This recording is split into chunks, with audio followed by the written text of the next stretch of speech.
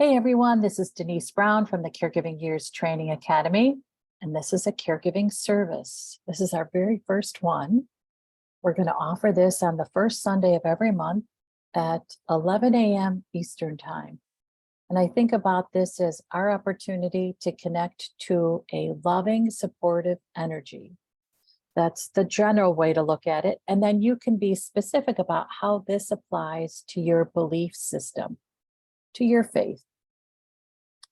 Okay, we are going to actually follow an agenda. So even though this is non-denominational, I actually took what a particular religious service might look like and adjusted it to be something that I hope will be helpful as we're caring for a family member and as we're actually recovering after a caregiving experience. Okay, so let's start with a story.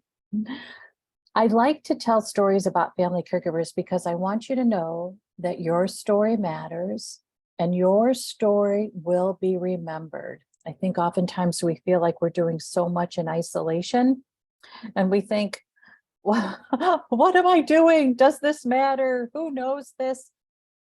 Your story is important, your story matters, and your story will be remembered.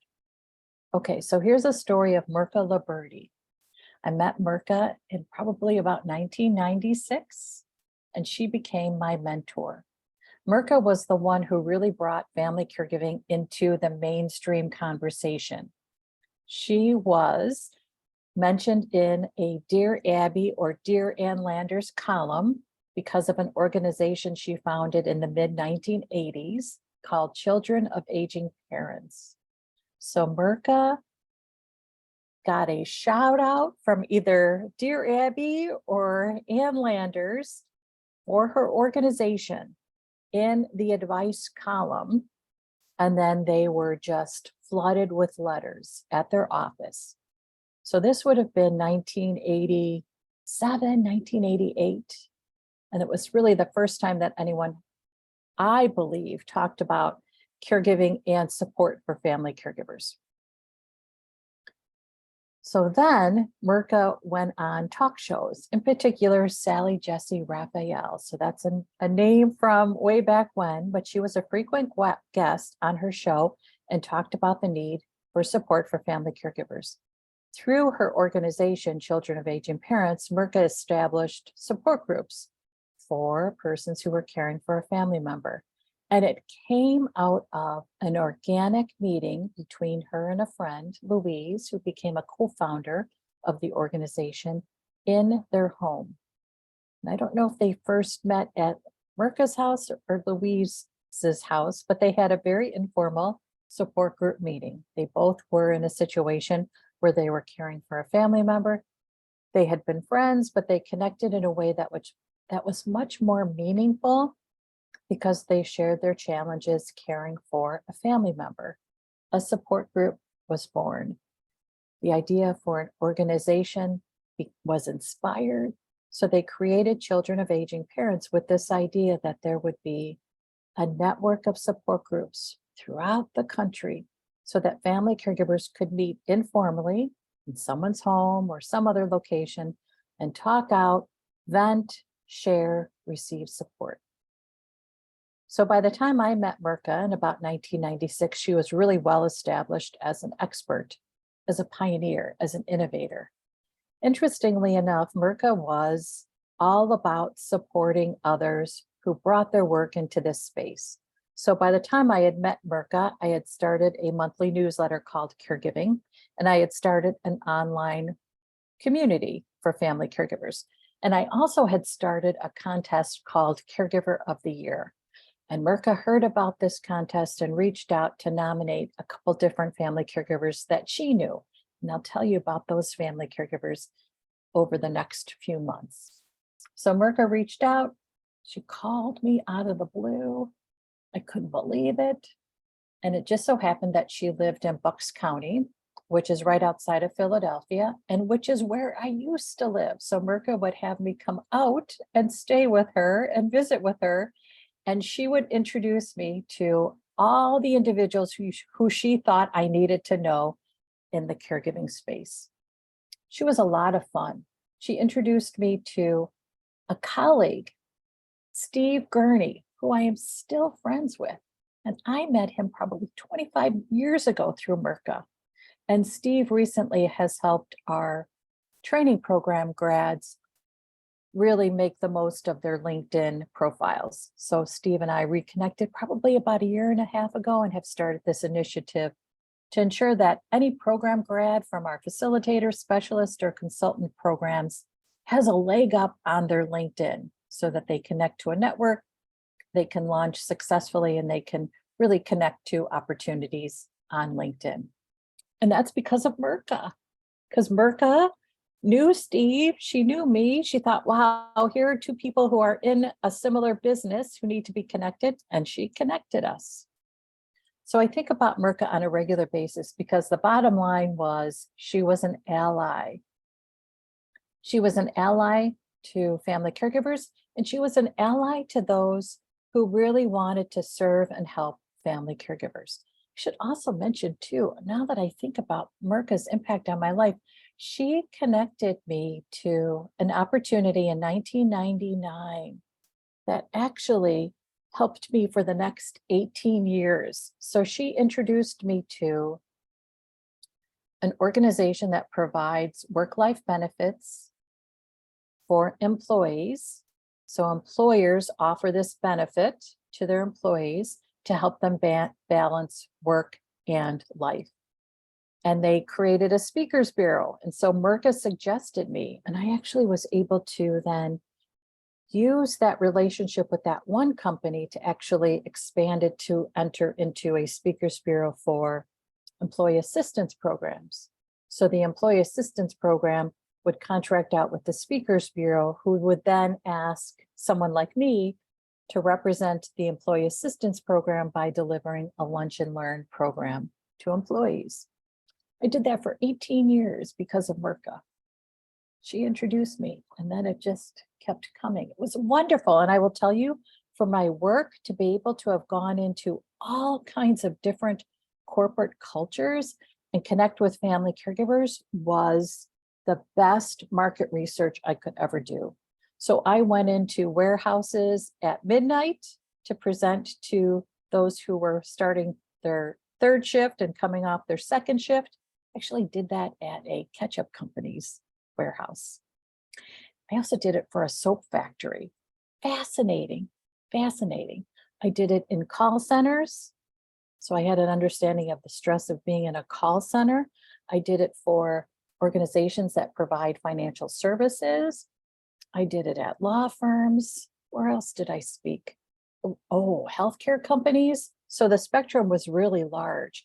It was interesting to see how cultures change from organization and industry to industry. And that was because of Merca.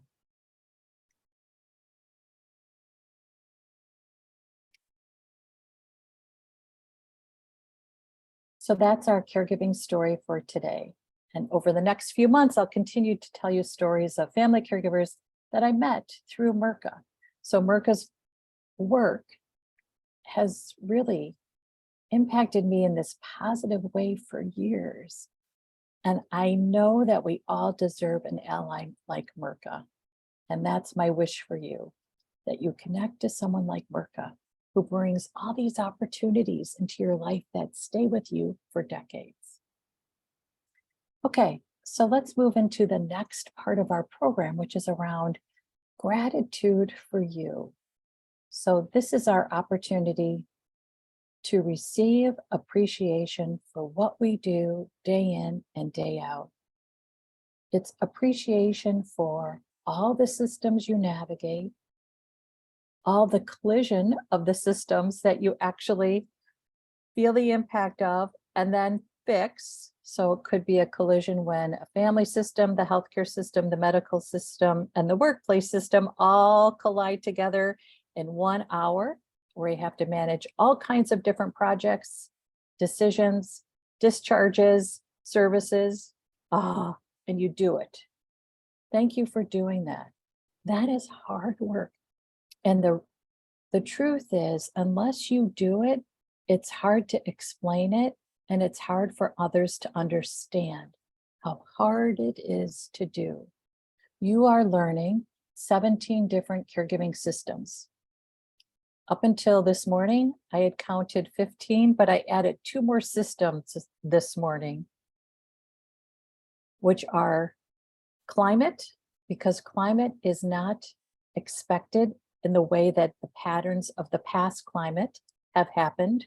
Our climate is uncertain, which means that you are always ready for some kind of different weather event.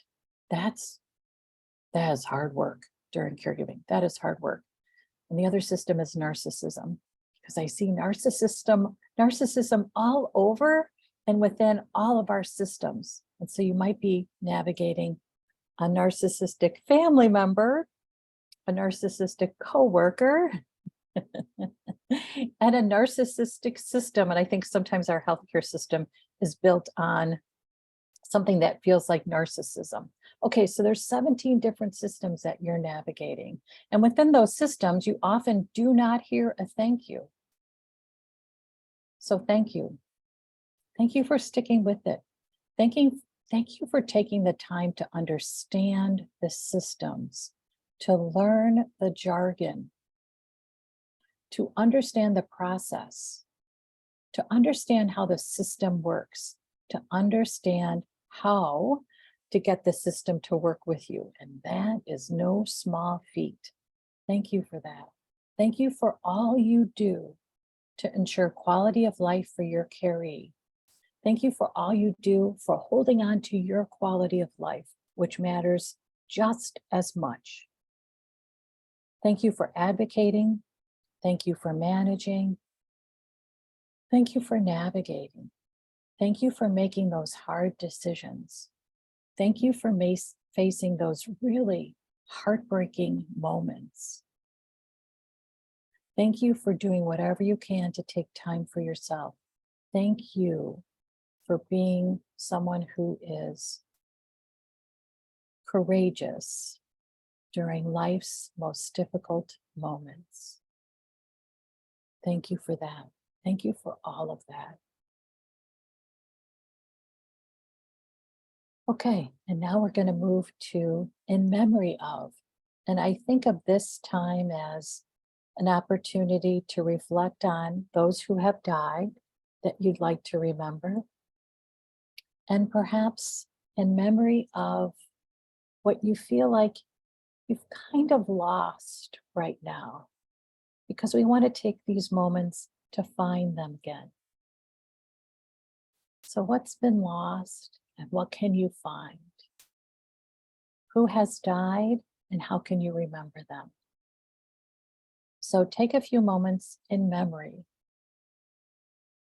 And as you remember in complete pictures, so to speak. So remember the person who has died and all that they really were amazing at, and then all of their challenges. Remember their wholeness so that we can really embrace our wholeness as well. And then as you remember something that you think, gosh, I think I've lost that a little bit, think about how you can find it. How can you receive it again in smaller doses, in different times, on different days? Or if you feel like, I've lost that and I'm okay to release it, what can you find in its place? So remember who has died, what you loved about them, what challenged you about them, because you want to remember their wholeness, their completeness, because that's how you want to be remembered as well, as whole, as complete. Especially as family caregivers, sometimes I think people want to paint us as saints, and we're not saints. And we actually don't want to be saints. We just want to be human, which means that we're allowed to have difficult emotions, to vent, to share, to talk honestly about how it feels. So when we remember someone who has died in their wholeness, we embrace our wholeness as well. And then as you think about what's been lost. Think about if it's time to release it. And if it is, what can you find in its place? And if it's something that you've lost that you think, I want a little bit of that back. Think about how can you bring it back? So in memory is around those who have died and your own losses. And what can you receive in their place? In memory.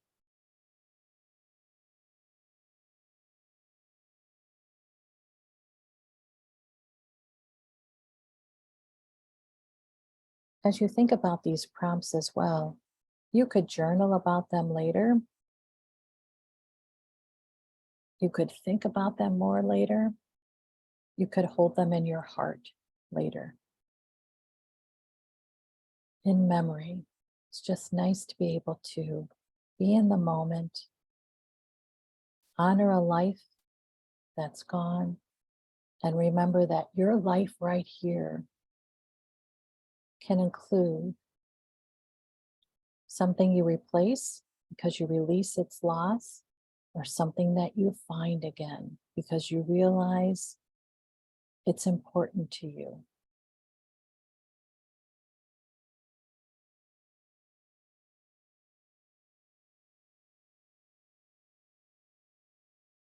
Okay, that's in memory. Our intentional question for this week is, how will I end my guilt trip?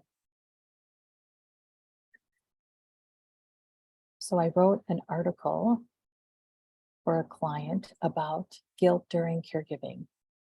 And I actually thought about it in a little different way than I have in the past. We know that we feel guilt about actions, decisions, words, impatience.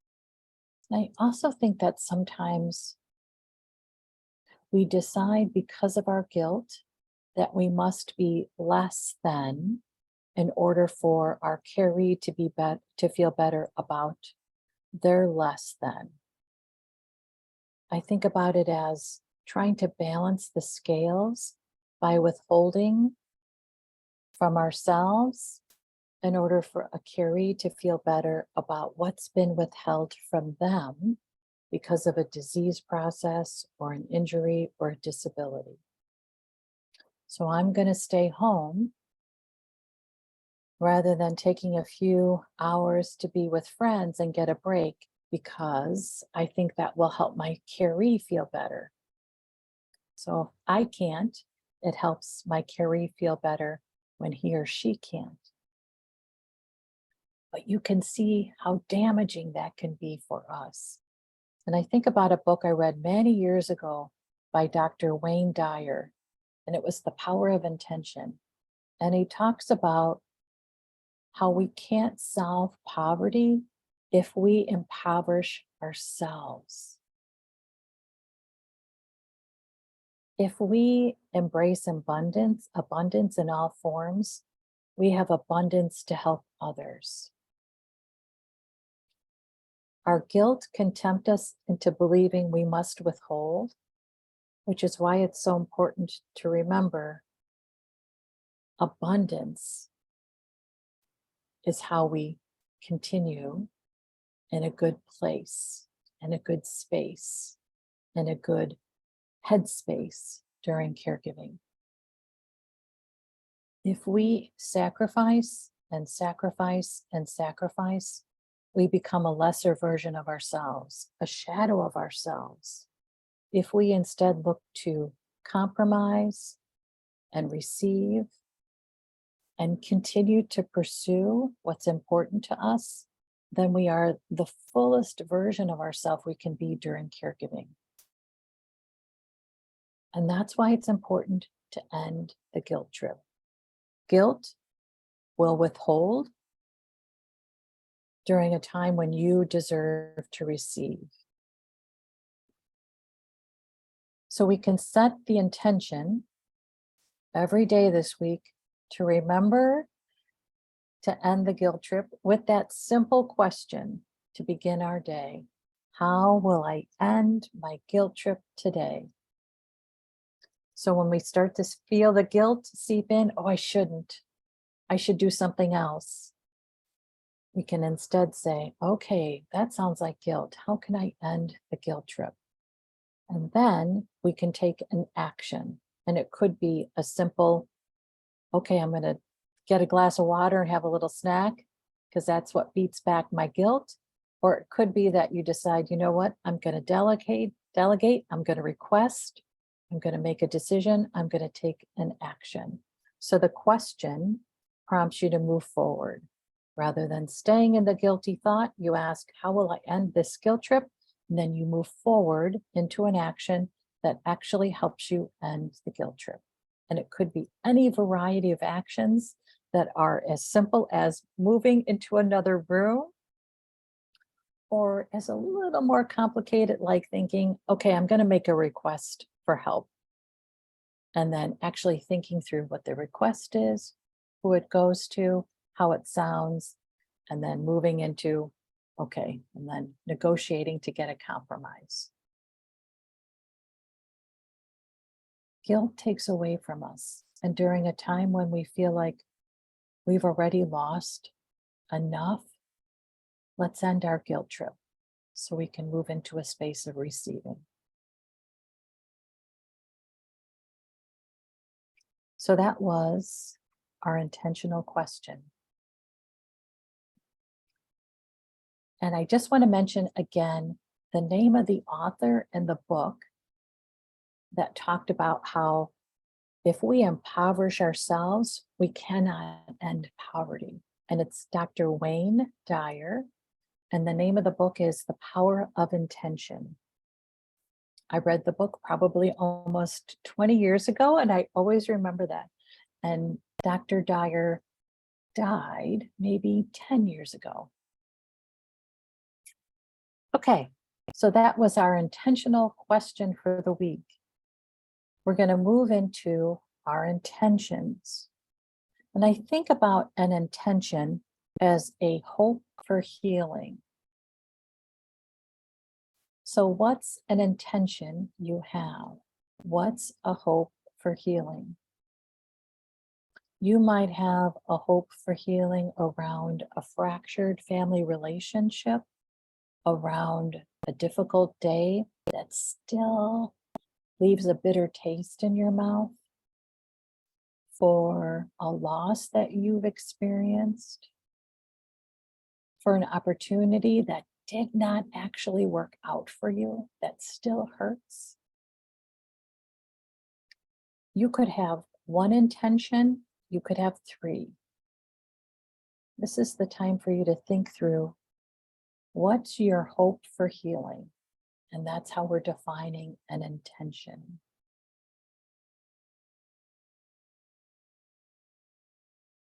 What's your hope for healing? So you can take a moment to think through, what's your hope for healing? And as you think about your intentions, know that you're in an energy of love and support. And that intention you want is the intention we want for you. We want that hope for healing for you. We give you that hope for healing. We hold a space of hope for healing for you.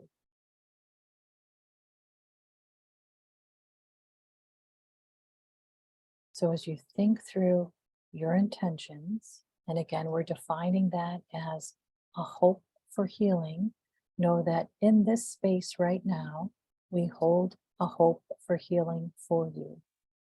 We hold the energy of love and support for you so that you know we stand with you in that hope. We hold it with you.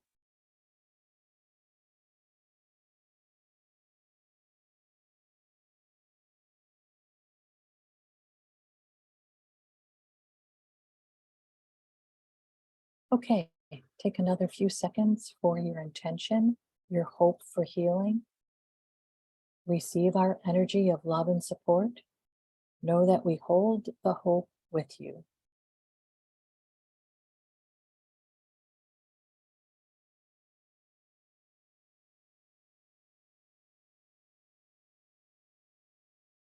Okay, and now we're going to move into our closing.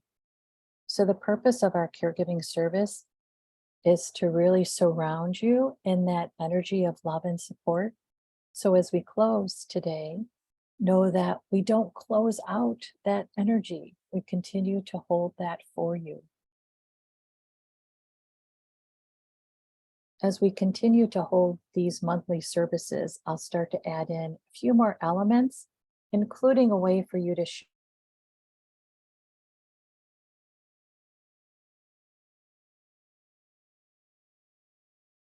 share between services and a base of energy and support for you when you have a special intention. Okay, thank you so much for joining me. Again, a caregiving service happens on the first Sunday every month at 11 a.m. Eastern Time, and you can register to join us at caringourway.com. Just visit the events section. You'll create your free account. You'll register to join us, and then you can join us on all the other special initiatives and events and courses that we hold, that we offer for you during and after caregiving. Okay, thanks so much. I'm Denise Brown. Take care.